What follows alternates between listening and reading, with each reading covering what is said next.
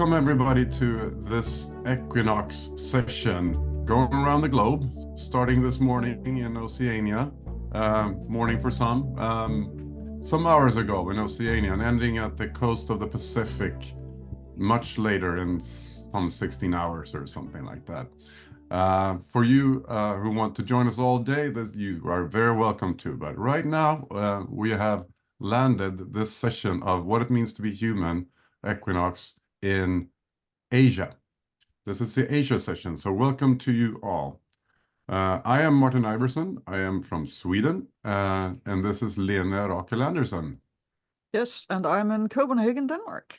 And today we are going to listen to two extremely exciting speakers. It's Joseph Ratinan, who will speak about the concept of neighborocracy, known to some maybe that have followed the Bildung network or our movement for some time, but also bringing in new perspectives.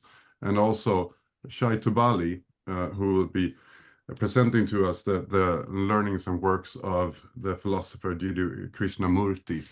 And then we will have a breakout session where we can discuss and reflect together, after which we come back and have joint reflections on what we just heard. So that's the main structure of the coming 1 hour and 42 minutes, because that's when we end. This was used to call the Global Bildung Day, but basically because this is more of a Bildung is a European concept. There are very many similar concepts or actually diverse concepts, but they all aim to the same thing, basically answering what it means to be a good human in a good society together. And that's why the title has been changed for this event to what it means to be human. Lene, I'm sure you want to fill in a little bit there, plus some practical info. Over to you. I would love to add some stuff to that. So yeah, we are now calling it the Global Meeting on Equinox because we do it twice per year when the day has the same length around the globe, and we thought that would be a really good time to just bring people together from around the globe and be human together and talk about important things. And the important thing that we're focusing on this time is cooperation and how can we cooperate better.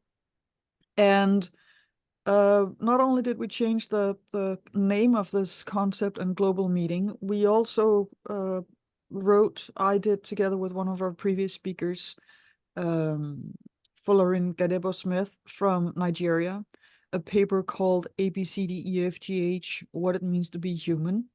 And the reason why we list those 8 letters is because there are some things that we need to take into account as we try to solve the complex problems that we're facing. And those 8 things are AI, biotech, circularity, demographic development, education, finance, global dispersion of money and of knowledge, and humanity and what it means to be human, and human rights. And as you may have noticed, that's 8 letters. We got 8 sessions today, and next time in March we will have 8 sessions again. So we will work our way through the alphabet with things that we need to focus on in order to solve our problems. So so that has been a really interesting way of approaching these discussions this time. So far we already had 2 sessions, one in Oceania and one in East Asia. And what we always do, and we're keeping that tradition, is 2 things. The first one is that in the chat there's a Padlet, a link to a website called Padlet. And when you click on that, you'll see a map of the globe. Mm-hmm. And we would like you to enter where you are. And over the course of the day, we will have this whole planet covered in people who are interested in what it means to be human and how we can cooperate better. And then we get into oh yeah, I need to say one more thing actually, because not least because Sandra is here, because we actually have a book that's called What It Means to Be Human. And see, Sandra has a copy. She came up with the idea for this book. And see, other people have it. It's like a cult. It has Bildung traditions from around the globe, and it was the title. We launched it at the previous event, and people got so happy about the concept of what it means to be human. So we renamed the events after the book. It's still out there. You can absolutely buy it both as a printed book and ebook. And this is the end of the commercial session for that. The next thing we're going to do before we hear the speakers is that we're going to ask you to be a little active because we are talking about cooperation and how we can cooperate better. And there are some obstacles to that. But what are they? And so the question that we have for you, and I'm just going to allow Robert to share the screen now, is that we would like you to take pen and paper and write down over the next 2 minutes your answer to the following question: what is stopping us from cooperating better? Now that you've all done your fresh thinking, please write your answer in the chat so we can all see it.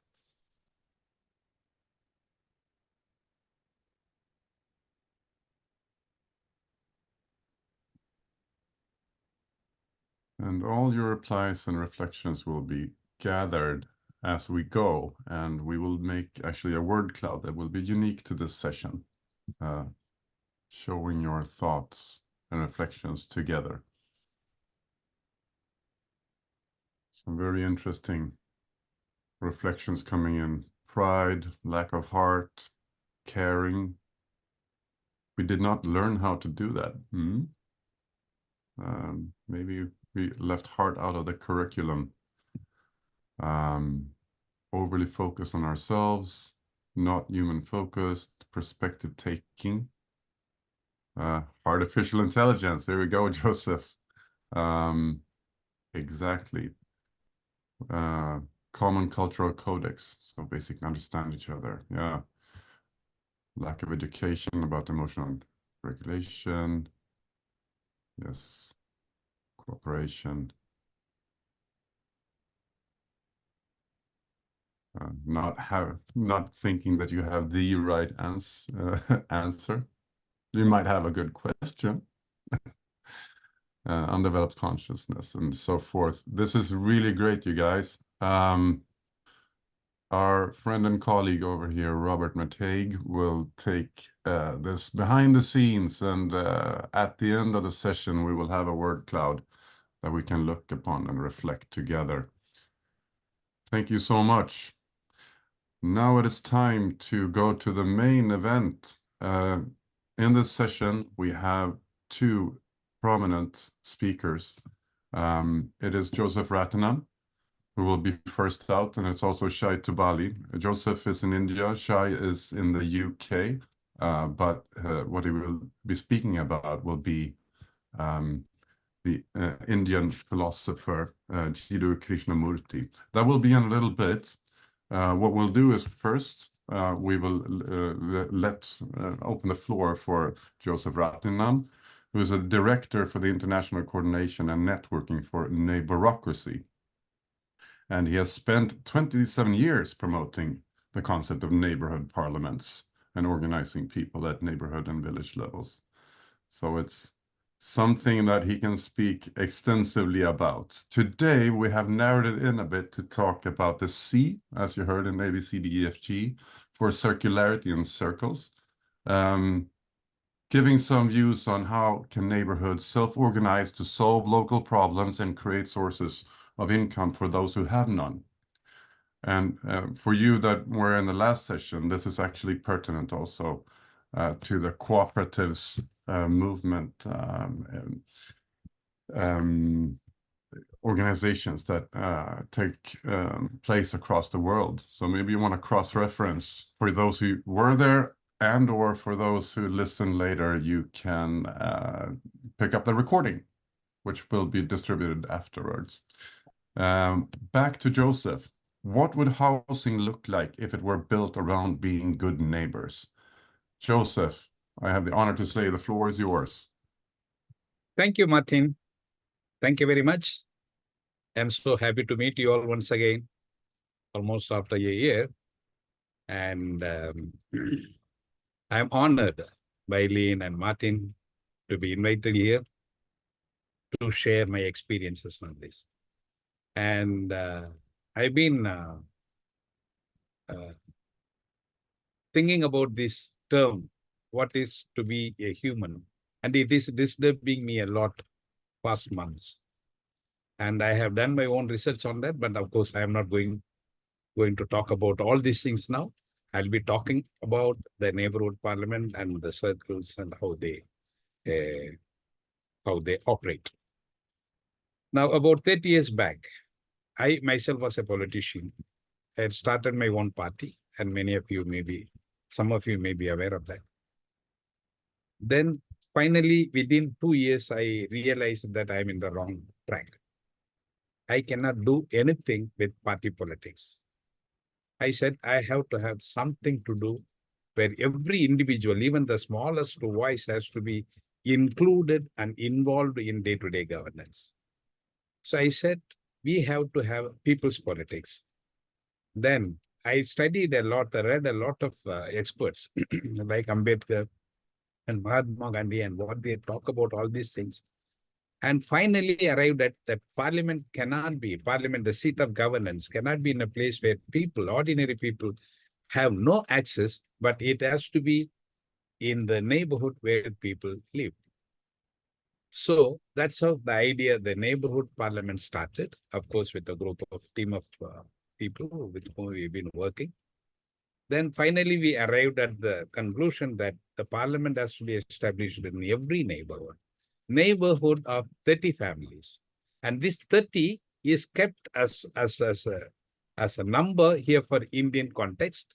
But when we introduced this to Europeans some time back, they said, okay, 20 could be a comfortable number there. So the number is not, what is that? It's a negotiable principle. It's not a non-negotiable one, depending on the thing. So whichever the number, the 30 families come together and it is inclusive. Every member in this particular neighborhood have to be part of it, irrespective of whatever they are. And they're made into one unit. And there is a lot of process taking place, which make them come together and see eye to eye and celebrate together and, build that care for each other and all that. It will take some time. Once that is established, then that is established as a neighborhood parliament where they take charge of the governance. And each person will be elected as a minister in these 30 families. And ministers for various concerns, whatever the neighbors face. And in our context, in the Indian context, there are a lot of issues which has to be solved. Lots and lots. So everybody will be elected as a minister. And the election will be conducted on the socio-critical method, where minority and majority doesn't play there, only based on consent. And everyone's consent, a person is elected as a minister for that particular responsibility. The idea is that everyone has to be responsible for something or other. And we cannot have an idle member. Once we have an idle member, he is enough to create troubles. So everyone is responsible for some work or other. So the ministers will be like this. For example, we will have a prime minister for the team. Then we will have a home minister, that is parliamentary affairs minister, to conduct the meeting, to write the minutes, to read the minutes and all that, who will do the secretary work. Then we have a finance minister, because every neighborhood parliament has to have its own finance. And then we have education minister, health and hygiene minister, a minister for eradication of corruption, alcoholism and drug use, environment minister, and Minister for Food and Nutrition, Water and Sanitation, Road and Transport, Marketing and Distribution, Electricity, Housing and Infrastructure, and Children Welfare, Youth Welfare, and Gender Equality, Elders Care, Employment, Industry, Animal Husbandry, Agriculture, and all that. All that which is connected to the neighborhood. So all will be elected as minister, and they conduct the meeting once in a week, a regular meeting, very systematic. For each meeting, there will be a person elected as a speaker for the meeting, and each will have a chance to conduct the meeting this way. And they spend the time to to study the possibility, I mean, the issues, what they have in common, and they discuss about it. Each minister takes a survey in the neighborhood on issues connected to that ministry, and they bring all these issues to the meeting, and they choose which issue has to be dealt on that meeting, and they discuss, and they make a decision, and they prepare an action plan, pass a resolution and prepare an action plan, and they implement the action plan. And they evaluate and monitor and evaluate the implemented programs so that, it is kept on track. So this is how they operate. And for small general informations, these neighborhood parliaments will be federated at the higher level of, say, about village level. In Indian context, we have neighborhood level, then village level, then block level, then they will be federated at the district level, then of course state level and national level, then regional level and global level. So we want this neighborhood parliament to be federated at the global level also, so that we will have a global parliament starting from the neighborhood. So that's the idea. And there'll be also horizontal federation. When I say horizontal federation, in each neighborhood, there will be 3 units of governance. One for the children as children parliament, and they also will have the same ministries within their limit. Children between 6 to 15 will be formed as children parliament. Then from youth from 16 to 24 will be formed as youth parliament, and above 25 there will be adult parliament. These 3 parliaments will be interlinked by double linking, so that there won't be any conflict of interest or conflict of decisions. So that's how they operate. And in this system of governance, even a 6-year-old child will have a space to actively participate or share the opinion or experience or participate in the governance.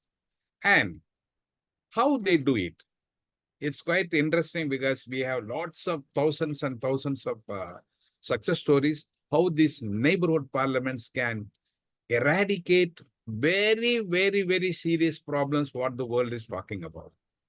And we have SDGs, and we have ministers for all the SDGs.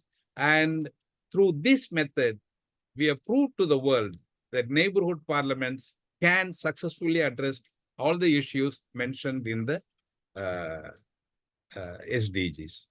And for example, poverty eradication. Poverty is a subject which the whole humanity talks about for generations together. And every country is worried about it. Even the developed country, there is poverty on a different level. So they are worried about it. And even this in the election, this thing in America, they were talking a lot about all these things. So I will come to that later if there is time. So how this neighborhood parliament addresses this, like environmental issue, poverty eradication, or addressing terrorism, addressing corruption issues and all that. Now I will talk about the poverty. How poverty is eradicated through this system.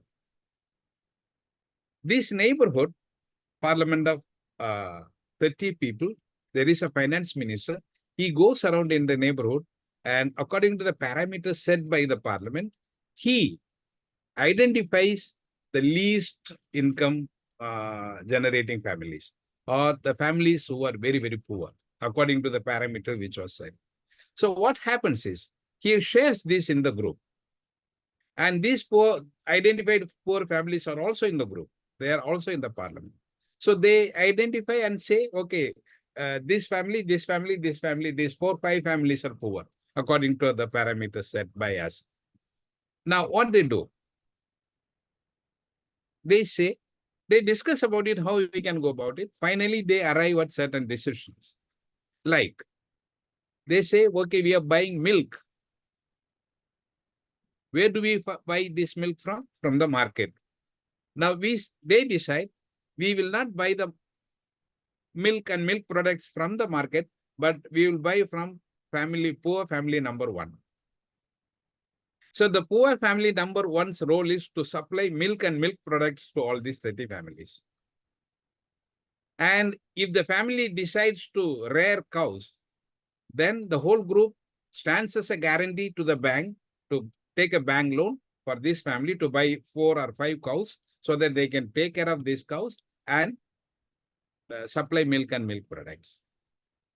And by supplying milk and milk products to these 30 families, in our context, we have worked out about approximately 12 to 15,000 per month they generate extra income than what they were having earlier.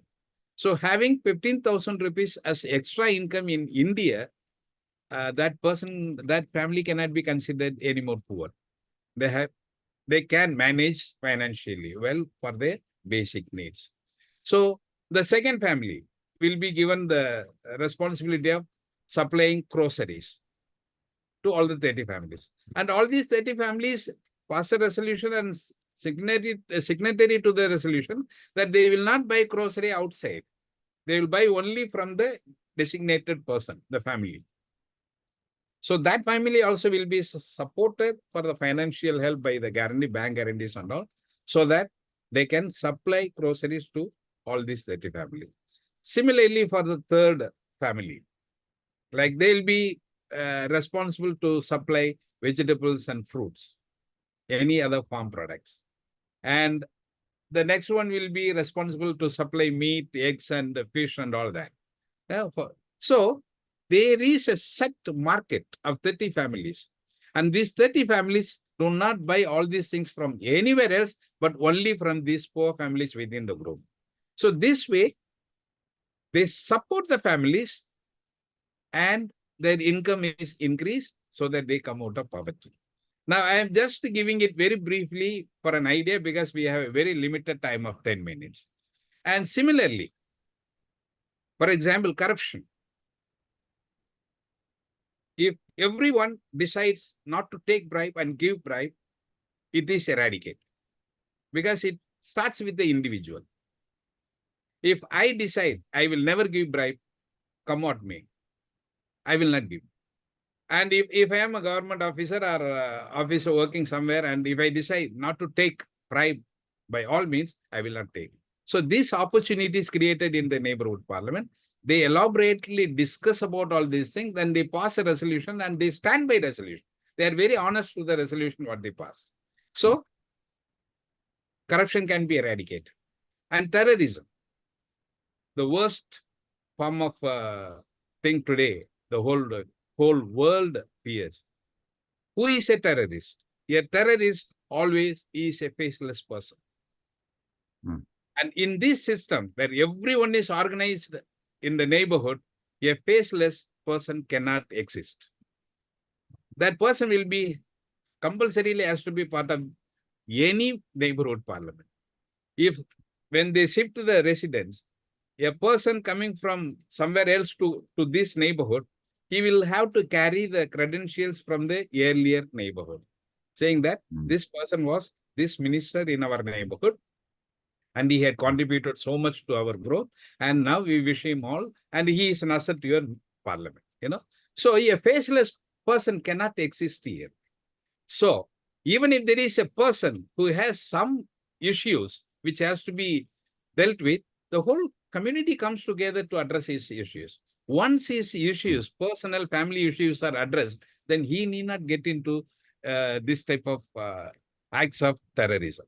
It's very interesting, Joseph. It's the actual structure that gives visibility and a sense of place and responsibility in larger structures that give people what's rightfully theirs, a meaning, a role in a society, and also solves all these problems in a collaborative way at the same time. It's very inspiring. Thank you so much. Thank you, Martin. Thank you, Lynn. We now head over to Shai, and we are going to do the breakout rooms after Shai, where we reflect on both speakers, and then we come back and can ask questions and have reflections together. Over to Shai Tubali, who is a philosopher, author, and transformational leader known for blending Eastern and Western philosophies with an academic focus, exploring the intersection of artificial intelligence and the philosophy of religion. I'm sure you can kind of give us the specifics of what that is about in a little bit. You have been focusing some on, or a lot on, the Indian philosopher Jiddu Krishnamurti, and how he reflected on artificial intelligence, even though he passed away in 1986. Asked the critical question, if the machine can take over everything a man can do and do it better, then what is a human being? And which challenges us to reflect on the nature of human thought and identity in an increasingly mechanized world. I hope that framing works. Shai, as we hand over the floor to you, please take it away. Thank you, Martin, and thank you, Joseph, for an absolutely fascinating and touching presentation. So yes, my presentation is going to be of a very different nature, a philosophical one. So it's going to be quite a shift. So yes, I'm going to talk briefly about Jiddu Krishnamurti's thought on human identity and meaning in the age of AI. So in the 1980s, as Martin just mentioned, when AI was in its infancy, Jiddu Krishnamurti, spiritual teacher or an Indian spiritual teacher, or perhaps a mystic or philosopher, is rather uncategorizable, who spent decades exploring the human mind, became unexpectedly preoccupied with artificial intelligence. It was a chance encounter with computer scientists that sparked this interest. Yet it made sense for someone whose life's work revolved around the mind's conditioning and mechanistic nature. AI for Krishnamurti wasn't just a technology, it was a profound challenge to the very core of human identity. He saw it as an opportunity to ask, if machines can replicate aspects of our mind, then what is left that is truly human, indistinguishable? Now, Krishnamurti's prophecies about AI were startlingly apocalyptic. He warned that within decades, machines would outperform humans in nearly all mechanical tasks. AI would diagnose illnesses, compose music, and even generate philosophies and religions. While some of his predictions haven't come to pass, as we all know, the rise of AI, especially recent developments like large language models capable of writing essays, poems, and even coding, suggests that his concerns weren't entirely misplaced. Krishnamurti foresaw a future in which AI would force humanity into a crisis of meaning, leaving us with just two choices: either become passive consumers of pleasure or awaken to a deeper, non-mechanical aspect of ourselves. Now, what makes Krishnamurti's approach unique is his insistence that AI is not an other to be feared, but rather a mirror reflecting the conditioned and mechanical nature of the human mind. And this distinction is crucial because many thinkers debate whether AI can achieve human-like consciousness or emotional intelligence, but Krishnamurti focused on a different problem, that our own thinking is already disturbingly mechanical. In this sense, we don't need AI to show us this. Our daily routines, habits, and reactions already reveal it when we begin to observe this closely. So whereas philosophers today often ask whether machines can develop human-like consciousness, Krishnamurti's concern wasn't with the potential of AI, but with the limitations of human thought itself. He saw human intelligence in its current form as trapped in a cycle of memory, experience, knowledge, and repetition, just like a machine learning algorithm. And it doesn't matter whether it's weak or strong AI. I will reach this distinction soon after. The real danger, according to Krishnamurti, is that we have become like machines ourselves. AI only makes this clearer. So Krishnamurti's critique remains relevant regardless of whether AI achieves strong consciousness and human-like consciousness, because even weak AI, machines capable of executing tasks based on data and learning, poses a philosophical challenge. These machines, Krishnamurti argued, are extension of the mechanical nature of human thought. They expose the degree to which our thinking is not original or creative, but repetitive and conditioned. Now, the critical question Krishnamurti posed to his audiences still resonates today. If machines can do everything we can do, and even better, what does it mean to be human? This isn't just a question about technology, but about identity, meaning, and our place in a world increasingly dominated by intelligent systems. It forces us to consider whether there is anything about the human mind that cannot be replicated, cannot be simulated by machines. And as we face a growing crisis of meaning in an AI-governed civilization, this question becomes more urgent. I believe it is very urgent. So again, one of Krishnamurti's boldest claims was that human thinking is itself computational, not in the sense of computational functionalism, that this is what the human mind consists of, that the human mind is computer-like, but in a more profound way. He saw thought as an endless loop of experience, memory, knowledge, and reaction, a process which he considered was devoid of true intelligence. In this view, AI doesn't threaten to surpass human thought because human thought is already mechanical. In a sense, we've become poor imitations of the machines we've created. This is a Krishnamurti quote.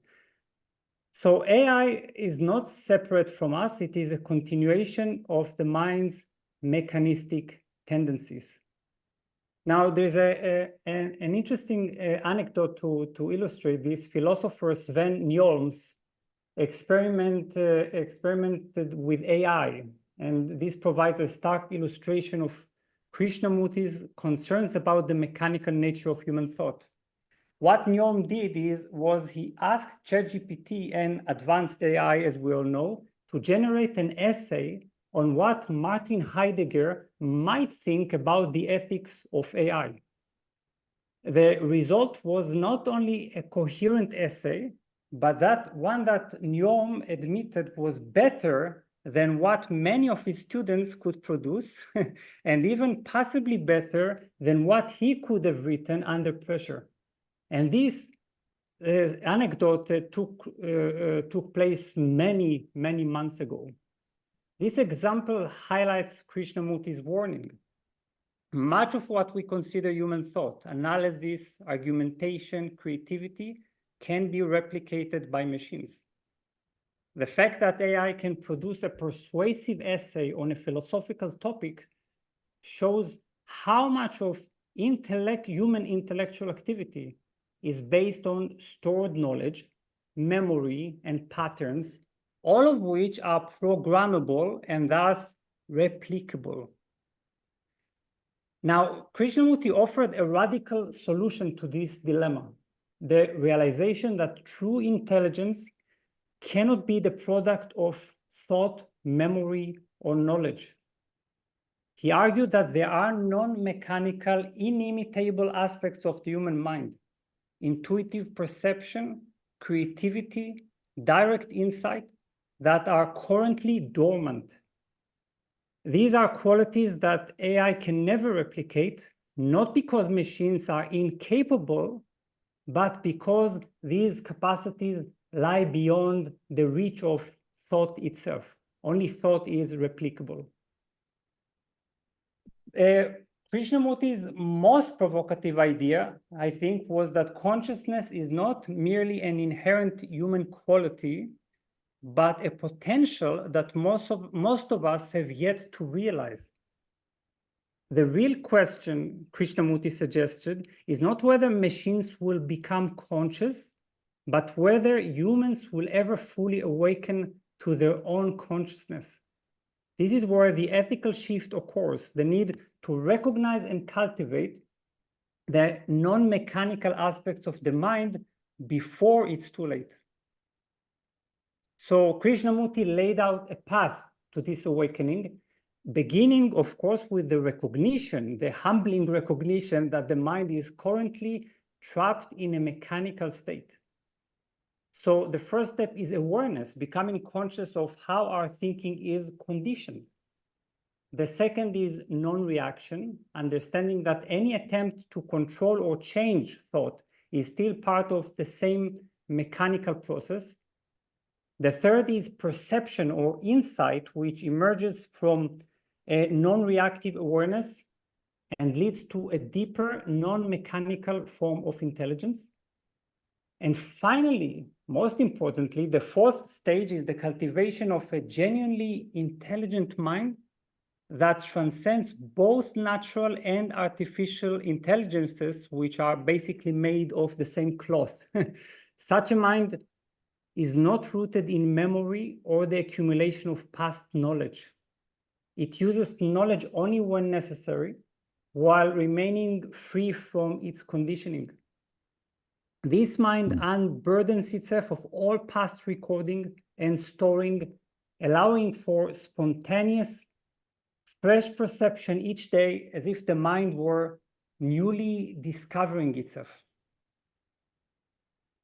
So ultimately, just the last sentence, Krishnamurti challenges us to consider, can we allow our minds to transcend the very limitations that both we and our machines have imposed, and in doing so, reclaim what it truly means to be human? Thank you so much, Shai. And I can't help not think about how Kant defined enlightenment as a release from our self-imposed minority and not thinking for ourselves originally. Yes. Maybe that's food for thought. At least it is for me. And for the breakout rooms. Yes. So we're heading out in breakout rooms. There will be 3 to 4 participants in each group. You will be lotted out with strangers. So please get acquainted as well between each other a little bit, and then discuss for, is it 20 minutes, Nina? It is 20 minutes, and there are only cool people and really great groups. So on the screen, you see 3 questions. So please bring those with you into the breakout. What did we just hear? What did we learn? And what would be a good question to ask the speakers? And we encourage you afterward also to, if you feel that you have something to share, please share your insights with the group as we come back. So right now, Yep. I think we're doing the breakout. Yeah. Yes, and we will keep the speakers here in the main room, because if they get access to one of the breakout rooms, they'll probably just keep speaking, and everybody else will not get a chance to be active. And we would like all of you to meet new people and share your insights and thoughts. So there are now breakout rooms available for everybody. See you in 20 minutes. Yes. Wow, what a ride. Oh, yeah. And thank you for your presentations. I think it was very cool, both of them, in each their way. So Yeah. wonderful. Shai, dude, Thank you. have you been, do you have any questions on the format or anything? You did extremely well. Thank you so much. do you have any questions on Yes, how the scale works? I learned the art of squeezing a tremendous topic into just 10 minutes. It was You brilliant. did. It So I was wonderful. sympathize with you, Joseph. Yeah. And yes. And Shai, thank you very much for your sharing. It's wonderful because I've been thinking, very deeply about artificial intelligence. And last year, my talk was on artificial intelligence in place of artificial intelligence. So it was quite interesting to listen to you today, what JK has shared. And the same fear I had, whatever JK had, the Yes. same fear I had. That's why I said we should focus more on artificial intelligence than artificial intelligence. So perhaps the last year's video is there available. It is. It's online, and this will be online. So Yes. you can have a look at it and give comments on that. And yes, we can all share our ideas and thoughts and expertise. Yes. So and I keep on insisting that a type of curriculum has to be prepared for teaching this artificial intelligence in all the schools all over the world. Yes. Because we are teaching the children everything possible except the values, Exactly. the language, the skill to understand the language of the heart. It's very, very, very, very much needed. That's what even in my last year's talk, I said every leader was a child some time back. So if they learned to understand the language of the heart of the sufferer, the suffering person, definitely the world would have been much better today. I'm trying to read up on this. This is a pretty much of a brick, but I don't know if you've heard about it, Shai. No, I'm writing it down. Power and So promise. he's an economics professor, I think, at MIT. Darren. But it's a pretty long one, but it has connections also to technological shifts and how they don't end up with just prosperity for everybody, but rather how that process needs to be socialized or engineered. And I listened to a lecture of him some time back, where he said there were two schools of AI, like the Turing School and the Wiener School. So Norbert Wiener. And that would be much more in IA or complementary and not having us replicate the machines we made. So I think there are a lot of similarities to let's say, we're up the wrong tree, kind of. We're trying to make machines do our music, so we can do the dishes instead of the reverse, right? Exactly. And, Yes. And it's quite political. It says basically, I can feel that. And that type of thing. Forget that stuff. Power is a social construct that we have to take control of, and not leave to the tech bros, kind of. So I don't know. I think it might be worth a read. I have So a it's it's an external reflection of the same topic. Yes, another lamp from another direction. Yes. Sorry, Lena. I have a question for Shai. Yes. Krishnamurti's different sort of stages or phases of consciousness or lack thereof. Is that something he came up with, or did he get that from a tradition within Indian philosophy? No, Krishnamurti was actually anti-traditional in the most declared sense. So he opposed tradition because for him tradition was actually a continuation of thought. You see, this kind of continuation of experience, memory, knowledge, repetition. So for him, that was in a sense what only reinforces human thinking in its conditioned state. So his four states are, again, of course, he would never ever describe these as four states. He would never create a layout, a process to follow, because he was against that, because for him this was a repetition. if I give you 4 stages, then you just repeat them one after another, and thereby you reinforce your own conditioning. You see, but for him it was so these were 4 stages that I, in a way, extracted from a more abstract or open discussion. So, how radical is he compared to, I mean, he did use language, and that did come from somewhere. Otherwise, we wouldn't have known anything he said. Exactly. So, Yeah. I mean, there must be some kind of shared frame of reference that he taps into. But what so I mean, I've heard his name. But the content of his thought I'm not familiar with. So Yes, he's completely new to me. In what he actually said. Yes, that's only for researchers to explore, because in the sense that as far as Krishnamurti was concerned, he didn't belong to he didn't position himself in any context, cultural, philosophical, religious.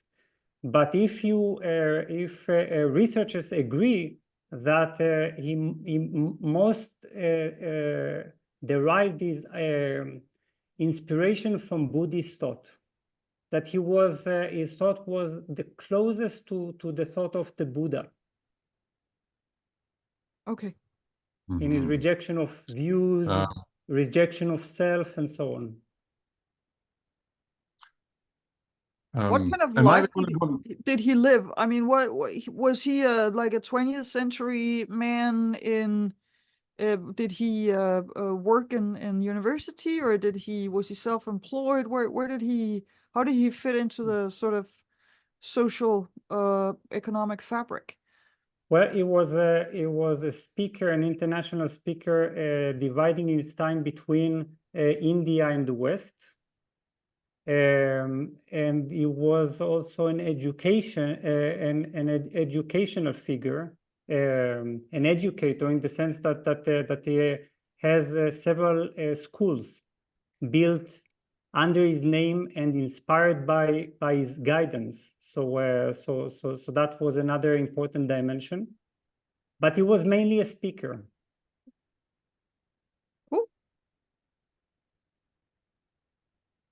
Am I the only one seeing the paradox of you cannot be creative with nothing? So you have to get something first to fiddle with and then be creative on. I'm thinking back to what you presented some time ago, which sometimes feels regressive and repressive, but Bloom's taxonomy on how you learn. Lena?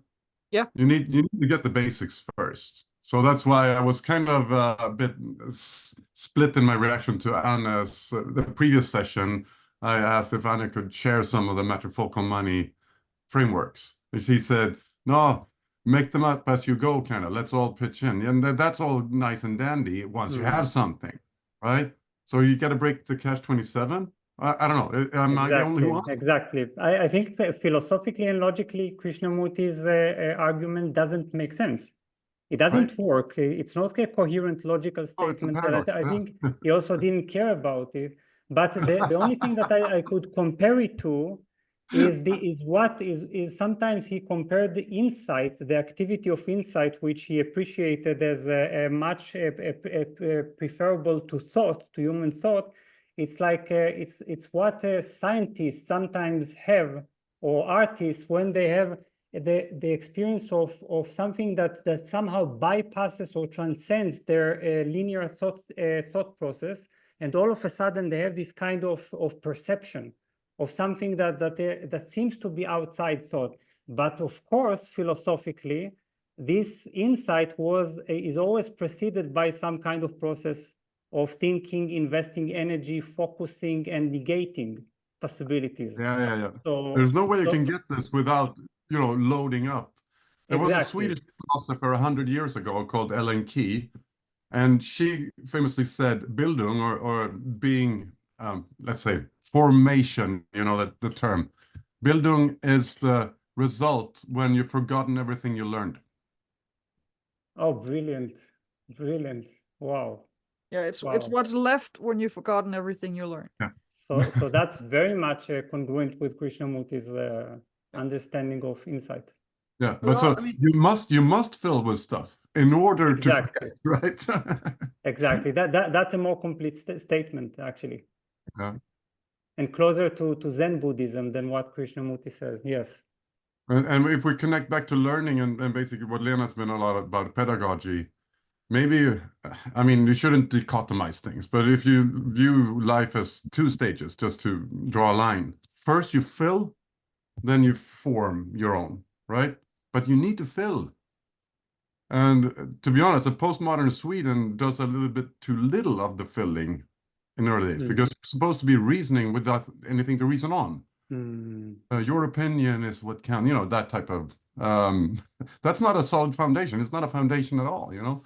I don't know. I'm struggling with this because I don't want to be regressive and repressive, but yeah. Well, Oh, the burden of knowledge. well, part of it is just the idea that, you know, sometimes I think we simplify this idea that creation is spontaneous generation of something entirely new. It's not. Okay. I mean, James Joyce didn't create everything he wrote. He just recombinated it and gave it new purpose and complexity that it never had before. But he imbues hundreds of writers and things in culture, but he makes it something new. It's not just something entirely he created. He takes all that came before him as well. Yes, yes. So when we look at it from the Krishnamurti's perspective, not something that is defensible in my mind, it is James Joyce's way of work is not considered to be even creative, because it's a sort of continuation of a process of action and reaction, which is just the perpetuation of memory. So I think it's illuminating, but it's philosophically flawed, and because in it's a sense also impractical. Right, because let's say such a thing exists, this insight that's entirely new. I mean, how common is that? I mean, are we just going to be, you know, litter the universe with these new, completely new insights? I have my doubts, right? Yes. Yeah. Yes. I think it's useful as a thought-provoking approach because we do need to examine this kind of memory-based thinking and to see how limited we are to this kind of thinking.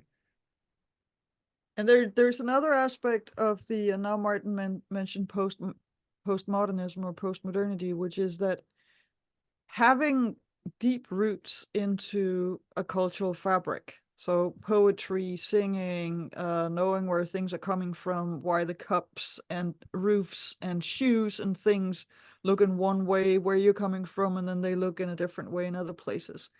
I mean, that is also what allows us to have deep connections to other people, because I mean, the more complex our inner world is, and the deeper a sense of connection with the meaning-making system, which is culture and language, the deeper resonance I can have with other people, even if it's people from a different culture where they do not know my Judeo-Christian background, Western European history, but there's dance, there's music, and there's things that we can exchange. And I can sense people's emotions through their culture.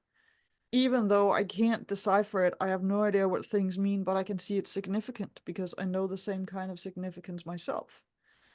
And one of the things that I think we are missing in a postmodern society is that sense of emotional depth into a shared cultural fabric that allows us to actually connect with other people and not have this constant distance where nothing really matters and nothing can be true, like really true, not necessarily 100%, but very true. Because you can always deconstruct it and say, yeah, but you could also, or yeah, but other people might be, you know, feeling differently about it. It's like, yeah, but those are not my feelings. These are my feelings. So there's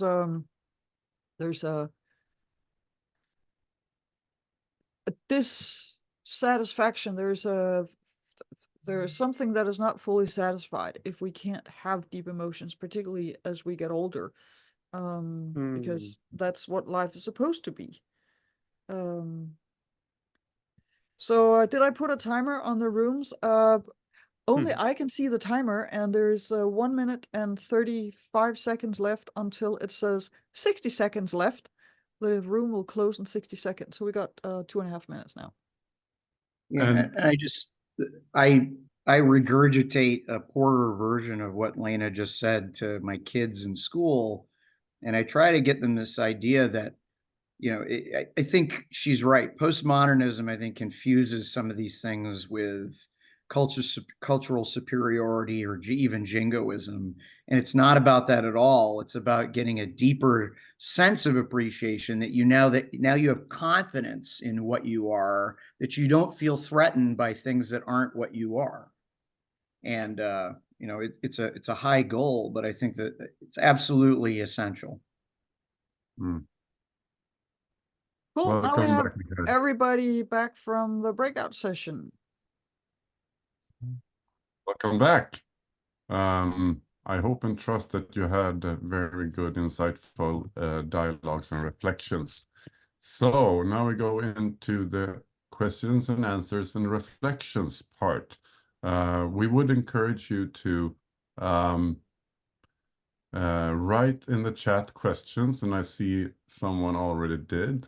Please, Josefa, you were the first hand raiser, so. I've had my cup of coffee now. I was up at 5 a.m. I'm now awake. So this is a question not from me, but from the whole group. So that's Yuri and you, Julie, also. And it's for Shai, please. Shai, you mentioned some philosophy from Krishnamurti, and if you're correct in the philosophy of the thinking, your statement was specifically that AI is a continuation of the minds that have created them. In that case, we felt that there's a danger that they will surpass our human thinking or do it for us, and rendering our human minds useless. So our question to you is, how, in your opinion, do you think will people be able to teach improved AI and human consciousness so we can avoid this from happening? Well, thank you so much for your question. Of course, Krishnamurti didn't reach that far. He didn't consider this question of how we can teach people, but I think that's a very important question. We need to ask ourselves, how then do we make our minds in a sense irreplicable and capable of withstanding this kind of surpassing machine capabilities. So I would say that we could educate ourselves, first of all, in a way that we are beginning to look for processes of our mind which are not memory based, and there are certain techniques that I've derived from Krishnamurti's way of educating and teaching, including what he regarded as question and negation. Question and negation are a form of self-education, and also dialogue in groups in which people are pose questions, hold on to the questions, use the questions to illuminate the conditioned manner in which their mind respond, and negate those reactive, memory-based, knowledge-based reactions until they reach a state of mind that is fresh, that can look at things in a not knowing way. And from that state of listening, they can generate a form of insight, or bring about a form of insight. So I think that one of the things I've done in my own work is that I've tried to extricate these kinds of methods to be able to make our minds immune to this kind of mechanical processes. Fabulous Thank you. answer. Thank you. Thank you very much. So now I will go in here, and what we'll do is we'll take one question from the chat, and then we'll do a hand raised, and then we'll do a question from the chat. So Vladan, you wrote here and asked Joseph, basically, what are the similarities between the bureaucracy and Gandhi's ideas of village republics and one world? Parenthesis federation. Joseph? Yes, thank you, lad, for asking this wonderful question. And Gandhi had many times talked about Gram Rajya. Gram Rajya means governance starting from the in the village. Governance starting from the village. Now he wanted governance starting from the village and get federated at the higher levels to reach the national level or even global level, as you say. So that's what he wanted. And we don't stop with the neighborhood, village. We go still further to the neighborhood. The reason is one step further. The reason is even at the village level, if you take some villages in India, there are 2,000 households, 3,000 households. So very big, large villages. In these villages, again, the louder voice or the people who can manipulate others only will be able to speak. And the lower ones with little voice cannot speak, and those voices cannot be heard. That's why we have gone to the step of neighborhood level. So that even the last voice in the society can be not only effectively heard, but even that person is part of the governance, part of the system of governance. That's why we have gone to it. And coming to the one world, yeah, now everyone is talking about one world, and Gandhi had talked much earlier. So this will be federated at the global level so that there will be one world government. The reason is, if Israel is bombing Gaza, me staying in Chennai, is it concern to me? Definitely it is concern to me in many ways. The reason is, whether it is right or wrong, let us not get into the judgment, but killing other human cannot be justified on any name. For that matter, it disturbs me. The same way, it makes me sick. So if something happens somewhere else in Ukraine or in Gaza or whatever it is, it affects me. So because it affects me, I have the right to respond. And I have the right to say whether the war has to happen or not happen.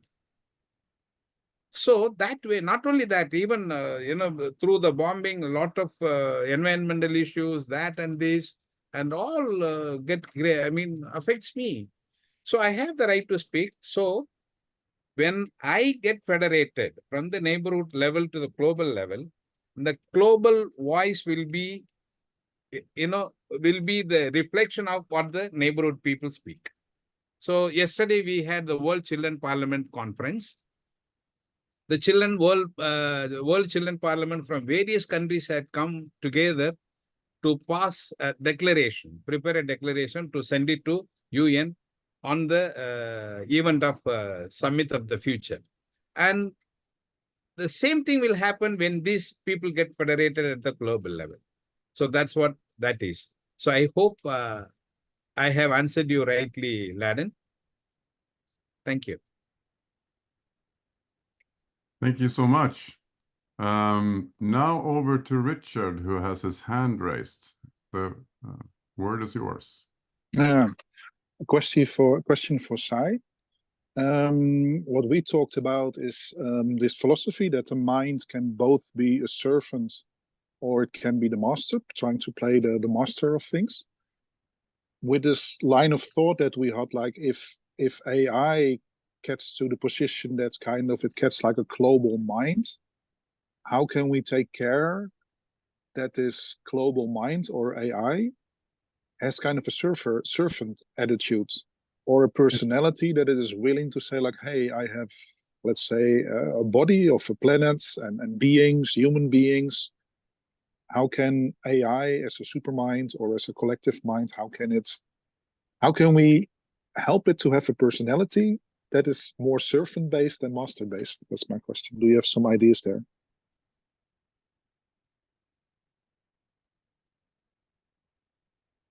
Well, thank you, Richard, for your question.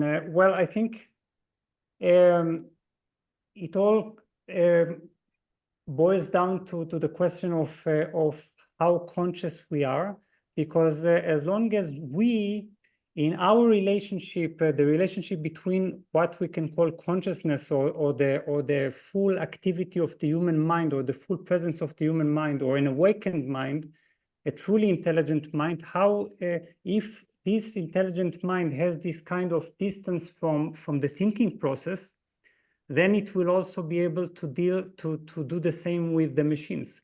Right now, to be honest, I don't see how we can do that.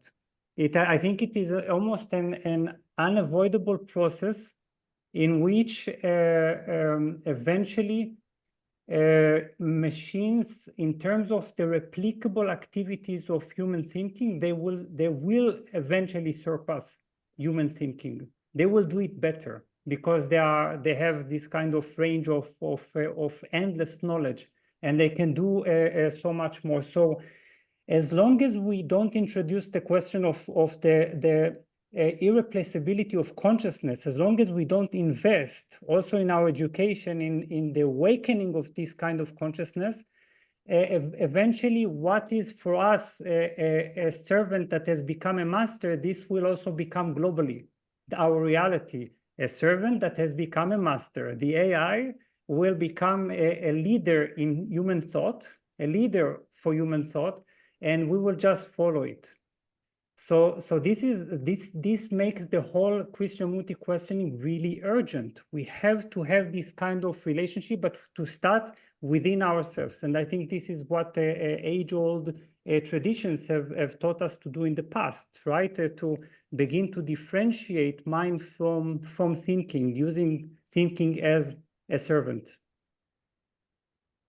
Thank you so much. Also a reminder for those of you who have the stamina for it, in less than 11 hours, the last session will be held on the Pacific, or the Americas, the west parts of as far away as you go. And there are some really prominent thinkers, philosophers on the questions of Bildung type maturity programs for people and AI. It's almost, you shouldn't miss this one, just for the rest of you. See, you can take a break, but come back for that one if you're into that topic. Over to Owen, you wrote in the chat. Either I read it or you read it yourself. It's up to you. Oh, sure, I can read it.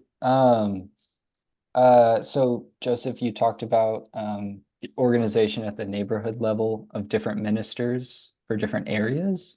And I was just kind of wondering how that sort of system of separated domains responds to complex problems. Yeah. Thank you very much, Owen, for this wonderful question.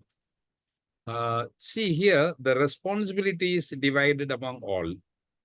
So they have a specific role to play. But the truth is, every issue is connected to each other.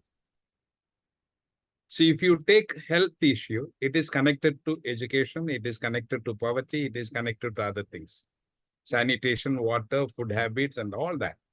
So like that, every issue is connected to them. But though these ministers have a specific role to play, they work together as one committee. So that wherever there is a case of overlapping, they try to accommodate the concerns and the areas of focus so that they stand for the motto. The motto is the welfare of all, the welfare of everyone. So even if there is overlapping, they don't say, oh, this is my domain, you cannot enter here and you cannot. No, it is not that. They collaborate with each other, support each other, learn from each other, and try to prepare the plan together so that this overlapping doesn't bring a divisive attitude, but it unites them. Thank you. Yeah, thank you. That was really helpful. Thank you. Over to Eva Kallio. It's your turn. Thanks for Shai's presentation. I think Krishnamurti has touched actually to some very important parts of our minds, and he has had such a great influence all over the world. So it has been something very important. And you mentioned something about education in your uh, presentation, and I'm wondering, there's a interesting paradox here. He's against mechanization of human mind, but at the same time, he educates others to adapt something which is according to him. So this is contradictory, but it may be or maybe not important in itself. And he has also started schools in the United States and in Britain and in India. And this is the first question. And the second one is that actually he's talking about a very deep psychological insight ability to one's own mind, which is the most important thing. So he's kind of consciousness or mind psychologist from a phenomenological viewpoint, I think. This is my supposition, yes. But anyway, have you anything to comment? Just to clarify, Eva, first of all, hello. I'm so Hello. happy to meet you. And just to clarify, was the second statement a question, or did it contain a question? Because I wasn't sure about. Okay, yes, I said Yes. again. I think the Krishnamurti is actually speaking about some kind of, he's a psychologist from one point, because he's speaking about mind and consciousness and deep transformation of one's mind. And it needs some kind of very deep self-insight. Yes. Yes. Yes, I can see that. Thank you. So, well, first of all, that's a brilliant paradox you're pointing at. It's the paradox of education, and also even the paradox, the more fundamental paradox for Krishnamurti as an Indian so-called guru, because he was considered to be a guru by many, and while needing to negate that status because it wasn't guru in the sense of someone who is positioned to give the answers, someone who is positioned to provide these believers with redemption. On the contrary, for Krishnamurti, education was throwing back the people at their own resources, which means that if somebody comes to me and asks me a question, this is, by the way, very similar to Socrates. That's why I consider Krishnamurti a modern Socrates.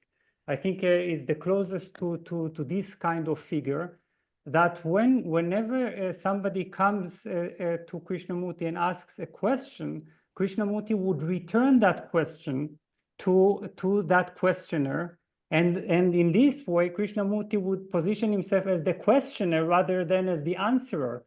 And that was, I think, his greatest revolution, because for him, question was everything. And when you examine his discourses, they're mainly composed of questions posed to the listeners, and that's why it was so baffling for so many. So by throwing the question back at us, what Krishnamurti did as an educator was to force us to examine our own structures of thinking, our own ways of responding, and to put on our shoulders the responsibility to ask life's most urgent questions. In this sense, the role of the educator is to help us give us to provide us with this kind of self-authority, self-responsibility, this capacity to answer these questions by ourselves, liberate ourselves from our own conditioning.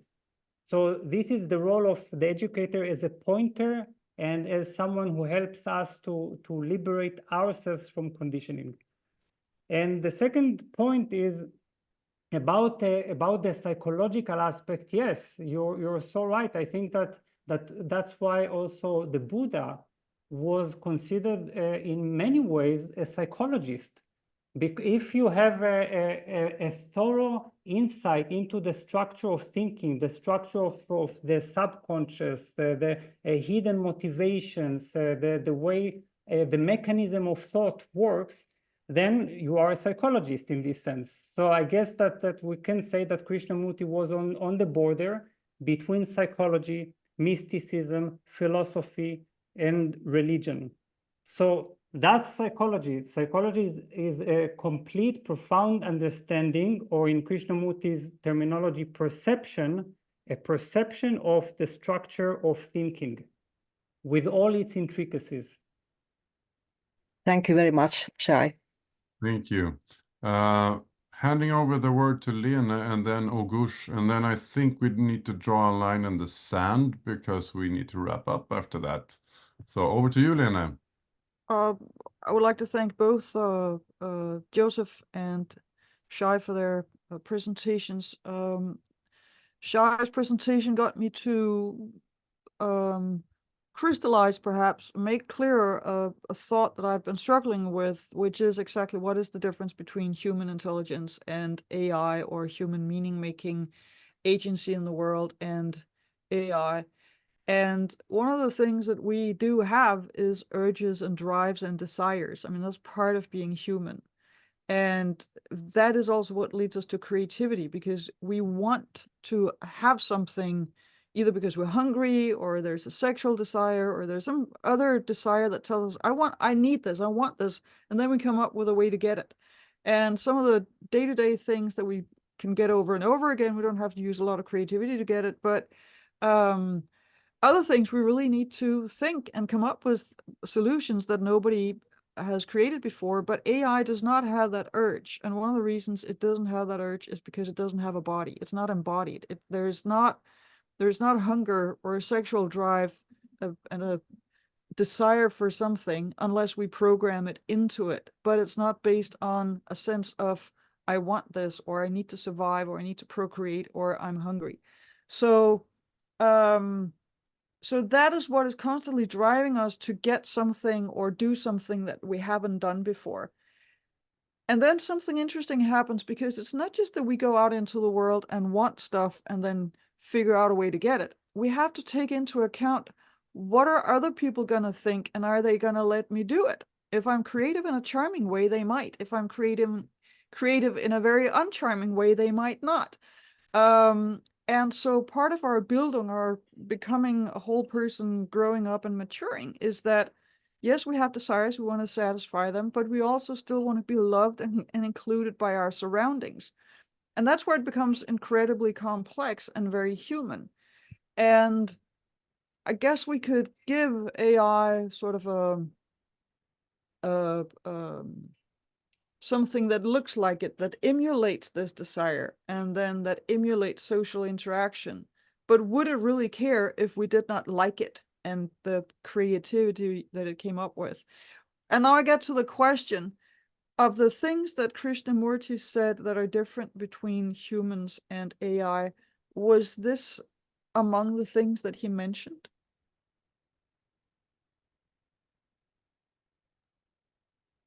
Wow, thank you. That's very interesting. Well, Krishnamurti did mention, first of all, the fact that, well, AI would not be able to have sex. It would not be able to look up at the night sky and look at the evening star and say, what a beautiful star. So it would not be able to have these kinds of embodied experiences. But for Krishnamurti, first of all, embodied experiences were also in a way contaminated by thought, by mechanical thought, which meant that there was a very strong element of repetition, in which we constantly compare our experiences. So it again becomes a part of the same continuation. So I think Krishnamurti didn't find in this kind of embodiment the superior aspect of human consciousness. I think what you're pointing out is what philosophers have debated for a very long time, and I think that that's a wonderful investigation that we all need to really immerse ourselves in, to begin to look for those differences without giving ourselves an easy life. We really have to be to demand ourselves to rise above AI, because right now too many philosophers are busy with the question of whether AI would ever be able to rise to the heights of human intelligence. And I think we need to turn that arrow. So yes, there are answers like embodiment. There is what you said now that is philosophically considered intentionality, our ability to direct our awareness to certain objects on the basis of certain urges. Now, of course, what we need to ask ourselves is it really important? What happens at the backstage, which means that we have intentionality, that we do things for a reason, or perhaps what really matters is what we see as a result. You see, if AI functions as if it has intentionality and it produces the very same outcomes, does it matter in terms of the actual happening, except for us saying, no, but I had an intention behind it, you see? If people would not be able to distinguish an artificially created painting from a naturally created painting, does it matter if the painter says, no, but I had intention, I put all my life into it? So this is why we need to really thoroughly question all that. Yeah, and there are certainly schools for AI. Yeah. What you're describing is it was called the Turing School sometimes. Maybe more on that another time. Over to you, Ogush, and then we need to cut it in a couple of minutes. If there's something we can, because we need to wrap up as well. So, floor is yours, Ogush. Oh, thank you very much. I firstly thank you for all your presentations. I think the density of the population increases. The problems, there are more and more problems to solve and learn how to live together in such a dense population. In this way, we have to learn so much from India, because I think almost this European population density now was there. I think 2000 years ago, India was so dense as we are living now. So maybe India will always help us to live, how to live together. So thank you very much for sharing. And about the consciousness, I have two questions: the consciousness and Krishnamurti. One, I think I don't know how you define this term consciousness as a state thing, as a state being, because I think if we talk about human consciousness, we have this time context for human being intelligence, and for human beings. And then if you can say, if we take the time concept in it, we can say we move consciously, we act consciously, we talk consciously or not, unconsciously. So in this way, if we take consciousness in this way, can we say that artificial intelligence can talk or act unconsciously? Is it possible? It's not, so why to discuss about it? And my second question is that I think one of Krishnamurti's greatest lessons, that he says that the highest intelligence, the highest form of intelligence is non-judgmental. Do you think artificial intelligence can reach such a high state of intelligence? If yes, it will help them if artificial intelligence will reach? Thank you very much. Just before you close, can you just clarify your first question to make sure that I'm answering the right question? You were asking, you were saying, I think that human intelligence is based on time, right? That it has. I mean, it has time context. And if you stop human intelligence, I think it doesn't exist anymore.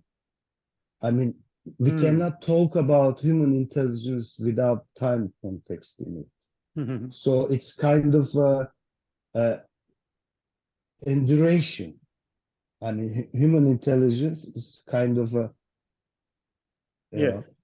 So then we can say there is no such thing as called consciousness as a stopped state, solid being, Yes, something else. So there is a consciously moving or unconsciously moving. So is it possible that artificial intelligence move unconsciously?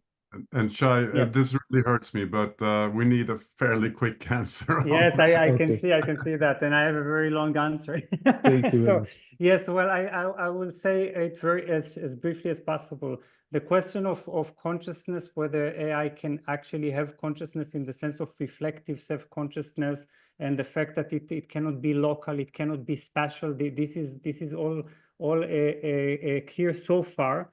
But I think what I would say regarding to time, as far as Krishnamurti was concerned, it's exactly this. Human intelligence is based on time, which means that it is this is what he talked about, referred to as thought, and thought was time-based and therefore memory-based, therefore based on continuation. For him, there had to be a certain intelligence arising from a timeless state, in which we actually transcended the limits of time and the thought that corresponded with time. So that's one, and I think that certainly is an unusual kind of perception. And about the non-judgmental, well, yes, exactly it, because judgment is thought. Judgment is this kind of categorization of giving everything names and labels. And for Krishnamurti, this non-judgmental aspect was an important dimension or expression of consciousness. Consciousness is awareness that precedes judgment, and that is capable of simply perceiving purely and timelessly. So these two aspects, they are the beginning of tapping into this kind of Krishnamurti's unique kind of intelligence. Was that quick enough? Yes. And there's so much to unpack, but it's like a Yes. good party. You should leave when you're at the peak of fun, so you want to come back next time, right? This has been amazing, guys. All of you. Great. I now hand over to Lena for our final words. Yeah, time-bound we are, these low-level consciousnesses that we carry around, because we do need to shut down the Zoom room before we start the next session and travel to the Middle East. Josefa just shared in the chat the network globalbildung.net. That's where you can all join us and get more. Robert just shared the word cloud, which is the answer to why is it so hard for us to improve cooperation. And this is what this wonderful group of the Asia event said. So immature emotional and mental patterns, trauma, knowledge, more caring is needed, common cultural codex. Excellent. And then Robert shared in the chat. I think we can stop the screen share now, and then people can go to the chat, and there is a Padlet. And what is that? That is a world map where you can mark where you are. And in the bottom right-hand corner of the screen, there's a red or a pink dot with a plus sign in it. If you click on that, you can write your location, the city that you're in. I think you can even enter the street, and it will put a mark on the global map. And as you can tell, we already cover the globe with really cool, interesting people who want to discuss what it means to be human. So how often does that happen? So there's tons of stuff ahead of us. We've had a really great session here. I would like to thank both Joseph Rattinam and Shai Tubali. And in 15 minutes, we will be in the Middle East, and we will return to our paper and talk about demographic development. And then we'll hear about the early madrasas of Islam and how they produced Bildung and had a very complex understanding of both education and personal development and culture and spirituality and science for that matter. So I'm going to Lena? close down this Zoom room and thank you all. Martin, yes? Midterm. If you can't get enough of these sessions, there's another one, March 21. This is not the Yes. end. This is a This is not the continuation. end. It's like we do this twice per year when the day has the same length around the globe. Or And two that happens equinoxes. twice per year. So yes, there will be more, but in the meantime, I think we should do something. So we'll have to figure that out. Joseph, Shai, Martin, Robert, thank you for a wonderful session. This Zoom room will close down for 5 minutes, and then we'll be right back and go to the Middle East. See you soon. Thank you. Come back. It'll Thank be more you. fun. Thank Yes. you all. Thank you. Bye.